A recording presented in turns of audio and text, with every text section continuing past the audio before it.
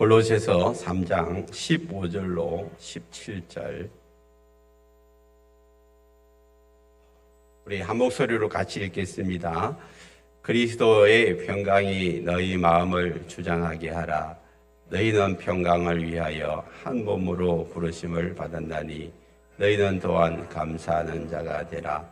그리스도의 말씀이 너희 속에 풍성히 가하여 모든 지혜로 피차 가르치며 권면하고 시와 찬송과 신령한 노래를 부르며 감사하는 마음으로 하나님을 찬양하고 또 무엇을 하든지 말이나 이래나 다 주 예수의 이름으로 하고 그를 힘입어 하나님 아버지께 감사하라. 아멘. 오늘은 교회 설립 60주년 기념 예배와 또 맥주 감사주일 함께 이렇게 드립니다. 오늘도 예배 가운데 오신 여러분들 축복하고 사랑합니다. 서로 전후좌우에 있는 분들에게 하늘복 많이 받으세요. 인사할까요? 하늘복 많이 받으세요. 하늘복 많이 받으세요. 하늘복 많이 받으세요. 우리의 입술에 건세가 있습니다. 여러분들이 선포한 것이 그대로 될 줄 믿습니다. 지난 교회 지나온 이제 세월들 60주년을 돌아보면서 이 모든 것이 하나님의 은혜였음을 고백합니다. 그래서 현수막에다 모든 것이 은혜입니다. 그렇게 고백했죠. 모든 것이 하나님의 은혜입니다. 지난날 함께하고 은혜 베푸신 것을 우리가 잊어버리면 감사가 안 나와요. 근데 지난날 나에게 베풀어 주신 은혜가 뭔지를 아는 사람은 입에서 감사가 나오게 되어 있습니다. 부모님의 은혜에 대해서 감사할 줄 아는 사람들은요, 그 은혜를 아는 자들이에요. 자녀들이 부모님에 대해서 감사합니다, 감사합니다라는 말을 잘하는 사람은요, 부모님이 나에게 베풀어 주신 은혜가 뭔지를 알기 때문에. 근데 그걸 잊어버리면 부모님이 나에게 해준 게 뭐냐는 거죠. 그러면서 오히려 원망하고 불평하는 그런 자녀들이 생겨나는 것입니다. 여러분, 하나님의 은혜를 아는 사람들만이 하나님께 감사하게 되어 있어요.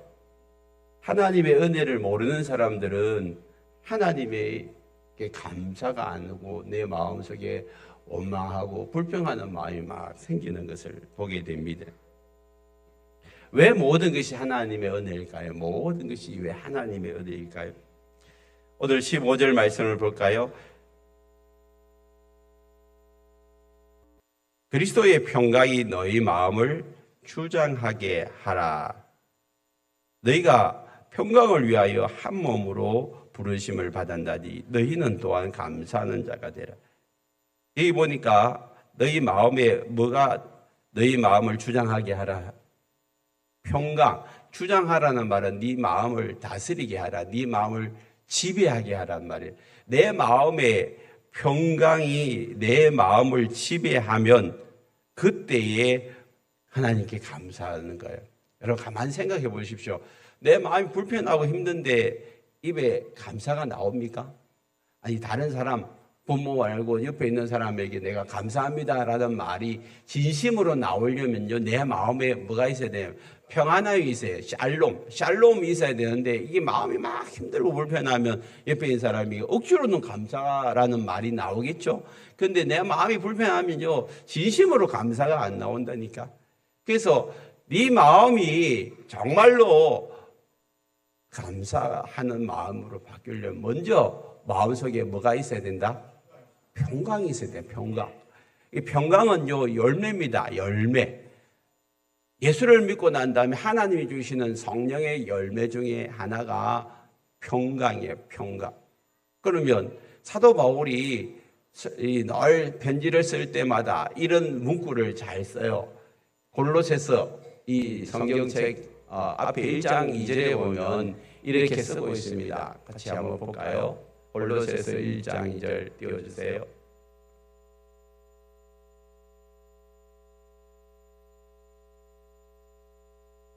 같이 읽겠습니다. 시작. 골로새에 있는 성도들 그리스도 안에서 신실한 형제들에게 편지하노니 우리 아버지 하나님으로부터 온 은혜와 평강이 너희에게 있으리라. 저기 보면 우리 하나님 아버지로부터 뭐가 있다고요? 은혜와 평강이 너희에게 있으리라. 항상 사도 바울은 저 문구를 안 빠져요. 은혜와 평강이라는 이 두 단어를 절대 안 빼거든요. 그럼 은혜가 뭐냐면 나무가 은혜의 나무. 그럼 평강은 뭘까요? 열매예요.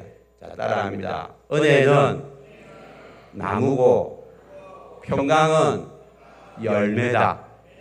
은혜의 나무가 오시는 절대 평강의 열매가 맺히지를 않습니다. 그러면 네 마음에 평강이 지배하라고 이야기하면 네 마음속에 평강의 열매를 맺추라는 거예요. 그러면 그 평강이 내 마음에 평안함, 샬롬이 찾아오려면 나무가 있어요. 나무가. 그리고 우리의 나무가 뭐라고요? 은혜입니다. 하나님이 나에게 베푸신 은혜를 잊어버리거나 없다라고 생각하면 절대 마음이 평안할 수 없어요. 그런데 우리의 마음에 뭐가 있으면? 은혜가 있으면. 어젯밤에도 못 주무신 분들이 많이 계시는데 괜찮아요. 여기 와서 마음이 편하니까 주무시니까 괜찮아요. 얼마나 편해요. 평강이 오니까 잠이 오지. 절대 불안하고 조잡하면 잠 안 와요.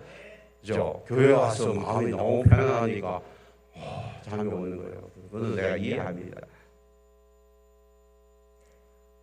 그래요. 그래서 우리의 마음에 뭐가 와야 된다며? 은혜의 나무가 막 가득하면 가득할수록 평강의 열매는 넘쳐 많은 거예요. 열매가. 나무가 크면 열매가 많은 거죠. 근데 나무가 적으면 열매가 적은 거예요. 근데 아예 평강을 잃어버리면 그 안에는 은혜가 있다 없다? 하나님의 은혜가 사실은 우리 모두에게 임하고 있어요. 여러분, 매일매일 햇빛이 우리에게 쏟아지는 거, 이거 은혜입니다.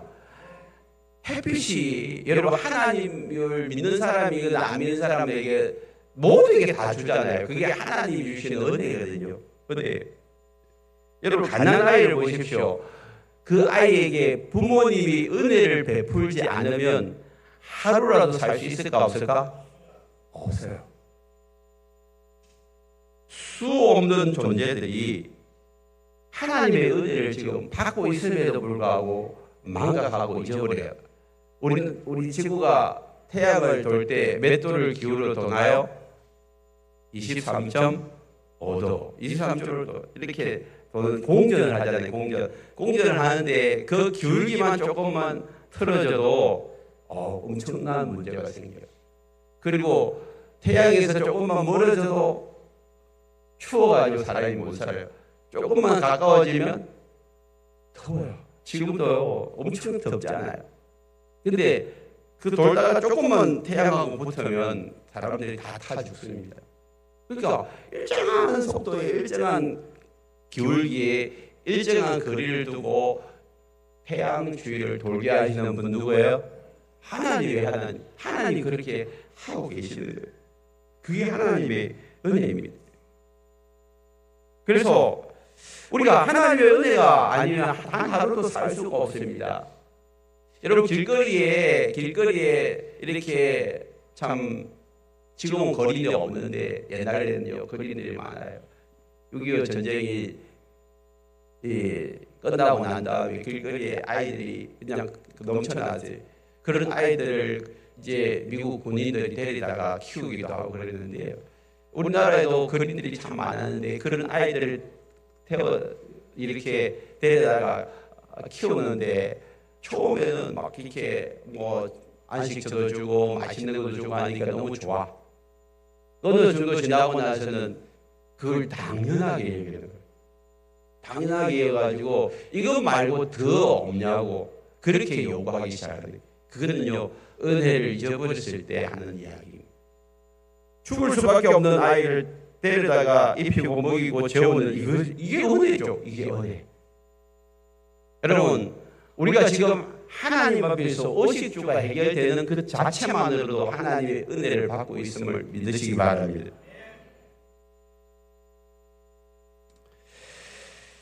여러분, 우리 인생에 있어서 지금 우리의 모습이 어떠합니까? 하나님의 은혜를 여러분 알고 감사하고 있습니까? 아니면 잊어버리고 원망하고 불평하고 있습니까? 지나온 날들을 봅니다. 저도 우리 교회에 이제 온 지가 27년이 됩니다. 처음에 왔을 때 갑자기 저희 앞에 계시던 그 목사님이 1년 만에 소천을 하셨어요. 지병으로 인해가지고. 그래서 연이어서 제가 어린 나이에 담임 목사가 됩니다. 많은 시행착오도 있었고 또 어려움도 있었지만 그럼에도 불구하고 하나님 지금까지 여기까지 인도하고 함께 하신 줄 믿습니다. 그 많은 문제들이 있었지만 그 문제보다 더 크신 하나님의 은혜가 있었기 때문에 여러분 지금까지 올 수 있었던 것이죠. 그리스도의 평강이 우리의 마음을 주장한다는 것은 문제가 하나도 없는 게 아니에요.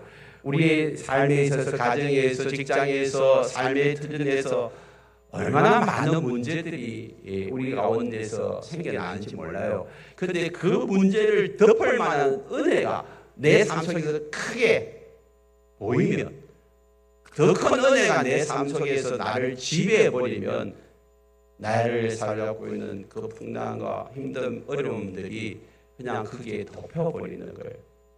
없는 게 아니라 은혜가 그 모든 문제를 다 덮어주는 것입니다. 여러분, 예수님이 십자가에서 우리를 위해서 크신 은혜를 베풀잖아요. 이 세상에서 예수님이 나를 위하여 십자가에서 돌아가신 그 은혜보다 더 큰 은혜는 없습니다. 그런데 예수님은 최고의 은혜를 베풀기 위해서 제자들을 모아놓고 이제 나는 십자가에서 죽을 것이라고, 그러나 3일 뒤에 살 것이라고 그 이야기를 하고 나니까 제자들이 갑자기 두려워지기 시작하는 거예요.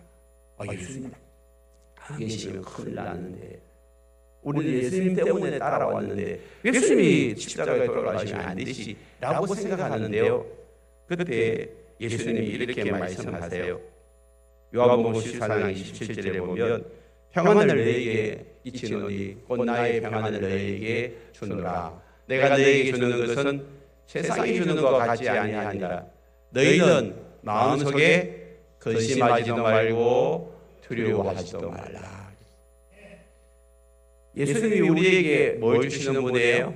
평안을 주시는 분이에요.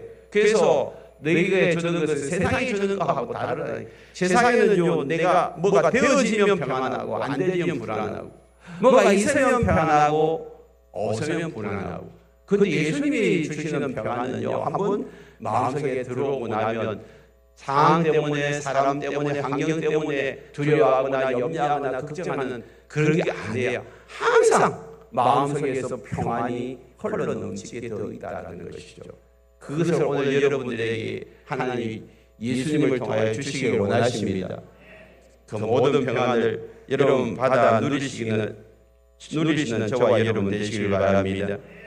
근심과 두려움은 하나님의 은혜를 잊어버릴 때 생겨나는 것이고, 하나님이 지난날 베풀으신 은혜를 기억한다면 그 현재에도 그 하나님이 계시고 앞으로도 그 하나님이 계실 것이기에 그 하나님을 믿고 의지하고 나아가면 내 입에서 그냥 감사가 나오는 것입니다. 그래서 우리가 은혜를 아는 자가 감사하게 되고요. 두 번째는 16절을 볼게요. 16절. 그리스도의 말씀이 같이 읽어볼까요? 시작. 그리스도의 말씀이 너희 속에 풍성히 가하여 모든 지혜로 피자 가르치며 검면하고 시와 찬송과 신령한 노래를 부르며 감사하는 마음으로 하나님을 찬양하고 있어요. 여기 보니까 예수 그리스도의 말씀의 풍성이 그한다라는 말 여러분 기억하시고, 예수 그리스도의 말씀, 그 말씀이 바로 하나님이 주시는 은혜입니다. 하나님의 말씀을 많이 알고 경험한 사람들, 그 사람들이 은혜를 아는 사람들이죠. 여러분, 수많은 믿음의 선배들이 그 말씀을 경험했습니다. 순간순간 살아가면서 여러분, 하나님의 은혜를 어떻게 경험했습니까? 아브라함이 하나님의 은혜를 어떻게 경험하죠? 벳세 때 자식을 낳을 수 없는 그 나이에 하나님이 은혜를 베푸셔가지고 이삭이라는 자식을 주잖아요. 모세는요, 그가 태어난 지 3개월 만에 홍해에 던져졌어요. 그런데 기적같이 그가 살아나게 되고 바로의 공주의 손에 들어가게 됩니다. 그게 은혜죠. 사람들은 다 끝났다, 안 된다, 못한다라고 할 때 하나님이 그 사람을 간섭하셔서 하나님이 그의 인생을 인도하시고 도와주시는 것이 은혜입니다. 다윗은 골리앗 손에서 건진받았고요, 요셉은 감옥에서 건진받아서 총리가 되어집니다. 이스라엘 백성들은 고레스에서 70년 만에 돌아오게 되는 것이죠. 우리나라는 어떻습니까?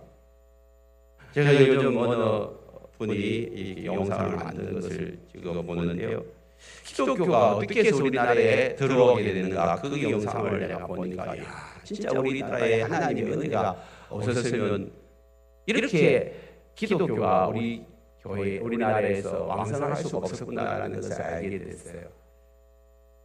그 갑신정변이라는 것이 있었는데, 그 갑신정변 개화파들이 이제 그 왕실을 다 죽이고 자기들이 정권을 잡으려고 하는데 실패를 했어요. 갑신정변에서 이제 많은 사람들이 죽게 되는데, 그 중에 문영이라는 사람이 있어요. 문영이. 그 사람도 이제 칼에 맞아가지고 거의 온 몸이 난자되어졌는데, 거기에 알렌이라는 선교사님이 의사였어요. 그분이 그 사람을 지극정성으로 치료해가지고 살려줍니다.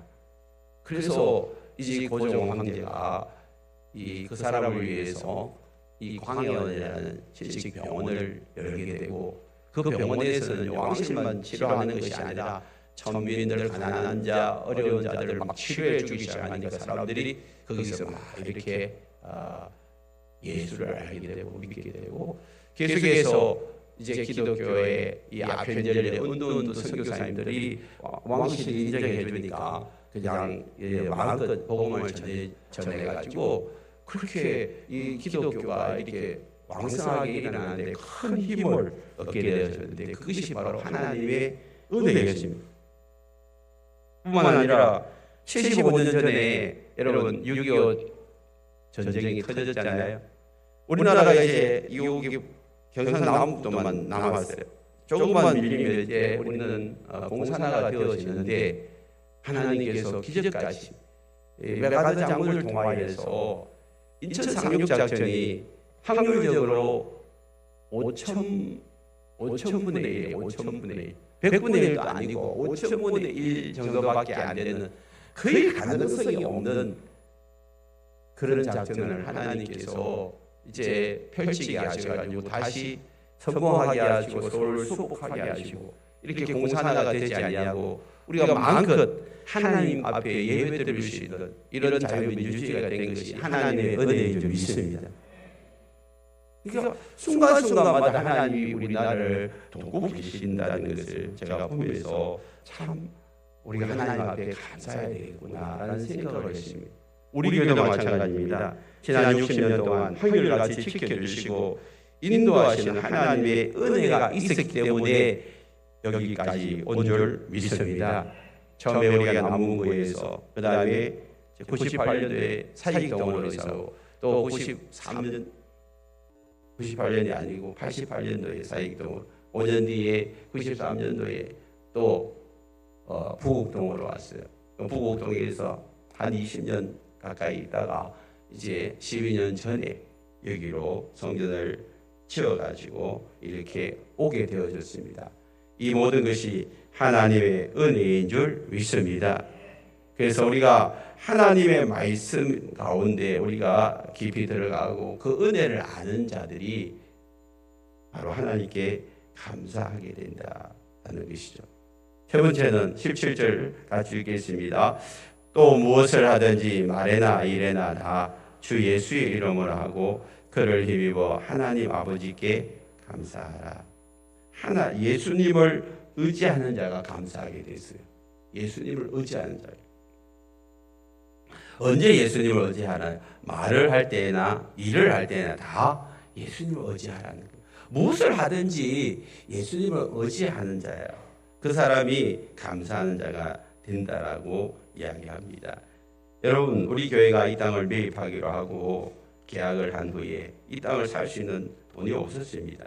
근데 무조건 먼저 계약을 하고 하나님 앞에 엎드렸어요. 저도 기도하고 우리 온 성도들이 저녁마다 와서 기도해요. 저도 4개월 계약한 이후에 4개월 동안 강대상에 엎드려서 밤낮 없이 기도하고 그냥 침낭을 펴가지고 그 자리에서 자고 일어나서 새벽 기도하고 또 그냥 거기서 생활하고 그 길을 4개월이 지나는데 하나님께서 이 땅을 하나님 매입할 수 있는 물질을 허락해 주신 줄 믿습니다. 그냥 하나님을 의지하고 하나님 하라고 하신 그 일, 하나님 시키신 그 일을 놓고 기도하니까요. 이 건물 지을 때도 마찬가지입니다. 우리가 돈이 있어서 지은 게 아니에요. 그냥 하나님이 성전을 지으라고 하니까 그냥 지을 사람들 보내달라고 기도했어요. 그러니까 하나님이 보내주셨거든요. 그래서 우리 온 성도들이 약 14개월을 한 달에 한 번 24시간 검식 기도를 릴레이 했어요. 그러니까 모든 성도님들이 하루에 24시간 저녁 8시부터 그 다음날 저녁 8시까지 릴레이를 한 달에 한 번씩 업무적으로 검식했어요. 하루 검식. 그러기를 14개월이 지났는데 하나님께서 14개월 동안 인도해 주셔가지고 이렇게 아름다운 성전을 짓게 된 줄 믿습니다. 하나님을 전적으로 의지하십시오. 주의 일은 내가 하는 것이 아니라 주님의 일은 주님이 하시는 것이에요. 신앙생활도 내가 하는 것이 아니라 주님이 하시는 거예요. 전적으로 말만 하는 것이 아니라 말이나 일에서 내 모든 삶에 주님이 간섭하시고 일하신다는 것을 믿고 죽으면 죽으리라는 에스더의 심정으로 주님 앞에 나아가서 기도해 보십시오. 그러면 하나님이 일하십니다. 이제 60년간을 하나님께서 우리 교회를 지켜주셨는데 앞으로도 이제 짧게는 10년이에요. 70년, 이제 10년 뒤가 참 제가 기대가 되어집니다. 성경적인 신약교회를 세우고 15개의 목장에 세워져 가지고 힘써 지금 달려가고 있는데 전적으로 하나님을 의지하고 믿음으로 달려가면 하나님은 반드시 우리 샘물교회를 통해서 일하게 될 줄 믿습니다.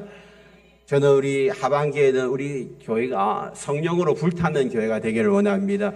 기도가 더 뜨거워지기를 원합니다. 목장들마다 하나님을 더 의지할 수 있기를 바랍니다.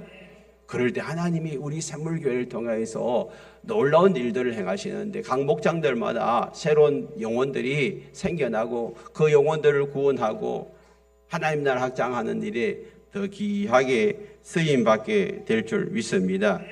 교회는 하나가 되어야 합니다. 우리는 하나입니다. 14개의 목장이 연합해서 샘물교회를 이루어가는 것이죠. 그래서 이렇게 인원이 많건 적건 그것이 중요한 게 아닙니다. 지금 힘있게 달려가시는 분도 있고 지금 또 이렇게 지쳐있는 분들도 계시고 여러분 그게 중요한 게 아니에요. 서로 하나가 되는 것이 더 중요합니다. 지난번에 목녀수련회 어느 목사님이 오셔가지고 우리는 한 벼를 탄 사람입니다. 열심히 노젓는 사람이 있는데 노젓다가 지치면 그 노만 다 붙들고 계십시오. 그럼 다른 분들이 노를 열심히 져가지고 함께 강해하는 그 길을 가는 것이 바로 교회라고 이야기했어요. 얼마나 적절한 비유인지 몰라요.